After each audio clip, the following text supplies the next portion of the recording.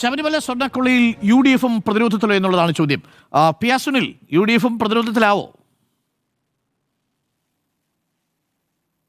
ഞാനിപ്പോൾ ഓർക്കുന്നത് പാർലമെന്റിന് മുന്നിൽ കേരളത്തിലെ കോൺഗ്രസ് MP-മാർ നിരന്നു നിന്നുകൊണ്ട് പോറ്റിയെ കയറ്റിയത് ആരപ്പ, അത് സഖാക്കളാണ് അയ്യപ്പ എന്ന് പാടിയ പാരഡി പാട്ടിനെ കുറിച്ചാണ് ഞാൻ ആലോചിക്കുന്നത്.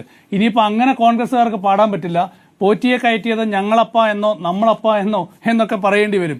ഏതായാലും 2004 മുതൽ 2024 വരെ 20 വർഷം നീണ്ട വലിയൊരു തട്ടിപ്പിന്റെ കഥയാണ് ഇപ്പോൾ പുറത്തു വരുന്നത്.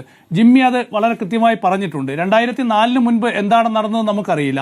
പക്ഷേ 2004 ഉണ്ണികൃഷ്ണൻ പോറ്റിയെ അവിടെ കയറ്റി, അതിനുശേഷം അവിടുന്ന് എന്തൊക്കെ സാധനങ്ങൾ അയ്യപ്പന്റെ സ്വത്തുക്കൾ അടിച്ചു മാറ്റിയിട്ടുണ്ട് എന്നത് ഇനി അന്വേഷണത്തിന്റെ ഭാഗമാകണം. ഇപ്പോൾ 2024 ഒരു സ്വർണ്ണപ്പാളിയിൽ തുടങ്ങി, അതിന് നേരെ പുറകോട്ട് വന്നു, ഇപ്പോൾ കൊടിമരത്തിലെത്തി, വാജിവാഹനത്തിലെത്തി, ഇനിയിപ്പോൾ 18ാം പടിയിലേക്ക് വരുമോ, മറ്റ് എന്തൊക്കെ ശബരിമലയിൽ നിന്ന് നഷ്ടപ്പെട്ടിട്ടുണ്ട്, എത്ര സ്വർണം നഷ്ടപ്പെട്ടിട്ടുണ്ട് എന്നതിലേക്കൊക്കെ തന്നെ അന്വേഷണം പോകണം. ഏതായാലും ഒരു കാര്യം വ്യക്തമാണ്, 2004 മുതൽ 2024 വരെ ശബരിമലയുടെ ഭരണനിർവഹണം ചുമതല വഹിച്ചിരുന്ന എല്ലാവർക്കും തുല്യ ഉത്തരവാദിത്വമുണ്ട്. പക്ഷേ പോറ്റി കയറിയത് 2004 അത് കോൺഗ്രസ് സർക്കാരിന്റെ കാലത്താണ്, കോൺഗ്രസ് ഭരണസമിതിയുടെ കാലത്താണ്. കൃത്യമായി കോൺഗ്രസിനും കോൺഗ്രസിന്റെ ഭരണ സംവിധാനങ്ങൾക്കും അക്കാര്യത്തിൽ ഉത്തരവാദിത്വമുണ്ടായിരുന്നു. അക്കാര്യത്തിൽ ഒഴിഞ്ഞു മാറാനേ പറ്റില്ല. സോണിയാഗാന്ധിയുടെ വീട്ടിൽ കയറിയല്ലോ ഉണ്ണികൃഷ്ണൻ പോറ്റിയും, ഒപ്പം തന്നെ ഈ സ്വർണം വാങ്ങിയെന്ന് പറയുന്ന ബെല്ലാരിയിലെ സ്വർണ്ണ കച്ചവടക്കാരൻ ഗോവർദ്ധനും കയറിയല്ലോ. കോൺഗ്രസിന് അതിന് മറുപടിയില്ലല്ലോ. അപ്പോൾ മറ്റു കാര്യങ്ങളാണ് ഈ വിഷയത്തിൽ ചോദ്യം ഉയരുമ്പോൾ കോൺഗ്രസ് പറയുന്നത്. അപ്പോൾ അതിനുശേഷം തന്ത്രി അറസ്റ്റിലാകുന്നു. തന്ത്രിക്കിപ്പോൾ വാജിവാഹനം, അത് താന്ത്രിക വിദ്യയിൽ പറയാത്ത, തന്ത്രിക്ക് പറയാത്ത ഈ ആചാരപ്രകാരമുള്ള കാര്യങ്ങൾ അവിടെ നടപ്പാക്കുന്നു. തന്ത്രസമുച്ചയത്തിലോ താന്ത്രിക വിദ്യയിലോ ഒന്നും പറയാത്ത തന്ത്രിക്ക് അവകാശത്തെക്കുറിച്ച് ഇവിടെ അജയത്തറയിൽ പറയുന്നു.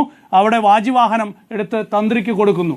അപ്പോൾ കൃത്യമായ ചട്ടലംഘനം, നിയമലംഘനം, വലിയ തട്ടിപ്പ്. നോക്കൂ, താഴമൺ കുടുംബത്തിലെ അംഗങ്ങളാണല്ലോ ശബരിമലയിൽ തന്ത്രിമാരായി വരുന്നത്. ഈ താഴമൺ കുടുംബത്തിലെ തന്ത്രിമാരായി വന്നിട്ടുള്ള തന്ത്രിമാർക്കെതിരെ എന്തൊക്കെ ആരോപണങ്ങളാണ് ഉയരുന്നത്.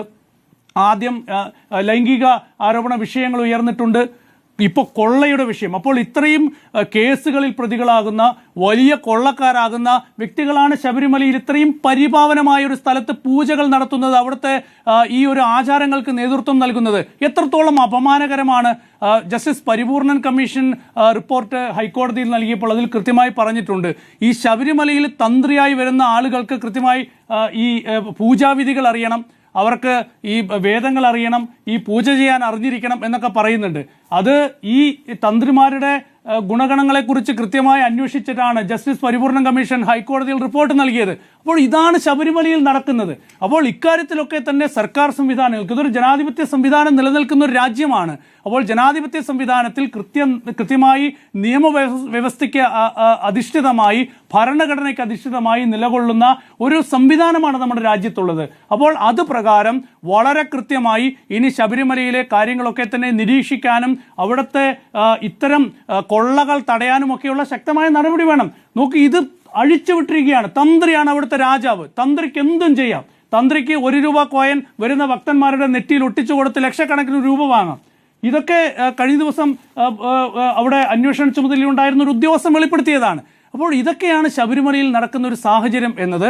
ഏതായാലും ഇക്കാര്യത്തിൽ ഇനി കോൺഗ്രസിന് സഖാക്കളിനെ കുറ്റപ്പെടുത്താനോ അല്ലെങ്കിൽ ഇടതുപക്ഷത്തിന് കോൺഗ്രസിനെ കുറ്റപ്പെടുത്താനോ ഉള്ളൊരു സാഹചര്യമല്ല. ഇതിൽ ശബരിമലയുടെ കഴിഞ്ഞ 20 വർഷക്കാലത്തെ ഈ ഭരണ സംവിധാനങ്ങൾക്ക് ഇക്കാര്യത്തിൽ വീഴ്ച പറ്റിയിട്ടുണ്ട്.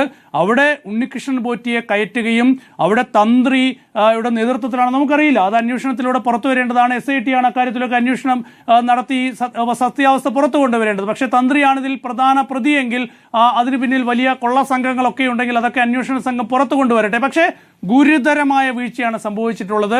അതുകൊണ്ട് കോൺഗ്രസ് ഇക്കാര്യത്തിൽ വലിയ പ്രതിരോധത്തിൽ തന്നെയാണ്. ഇനി കോൺഗ്രസിന് ഈ ശബരിമല വിഷയം വോട്ടിനായി ഉന്നയിക്കാൻ പറ്റില്ല. പക്ഷേ നമ്മൾ ആലോചിക്കേണ്ട ഗൗരവമായ ഒരു രാഷ്ട്രീയ സാഹചര്യമുണ്ട്. ഇതിൻ്റെയൊക്കെ ഗുണഫലം ആർക്കാണ് കിട്ടുന്നത്? സംഘപരിവാറിന്റെ രാഷ്ട്രീയത്തിനാണ് കിട്ടുന്നത് എന്ന കാര്യം നമ്മൾ മനസ്സിലാക്കണം. തിരുവനന്തപുരം കോർപ്പറേഷനിൽ ചിത്രത്തിരുന്നാളുടെ ചിത്രം ഇപ്പോൾ തിരിച്ചു കൊണ്ടുവന്നു, ഫോട്ടോ തിരിച്ചു കൊണ്ടുവന്നു. അപ്പോൾ അവിടെ അംബേദ്കറിന്റെയും ഗാന്ധിജിയുടെയും ചിത്രം ഇരിക്കേണ്ടിടത്ത് നമ്മൾ പഴയ രാജാക്കന്മാരെയൊക്കെ തിരിച്ചു കൊണ്ടുവരികയാണ്. ആ രാഷ്ട്രീയത്തിലേക്കുള്ള തിരിച്ചുപോക്ക് നമ്മൾ മനസ്സിലാക്കണം. ഇതിന്റെ രാഷ്ട്രീയ ഗുണഫലം ആരാണ് നേടുന്നത് എന്ന കാര്യം കോൺഗ്രസും തിരിച്ചറിയണം എന്നാണ് എനിക്ക് പറയാനുള്ളത്.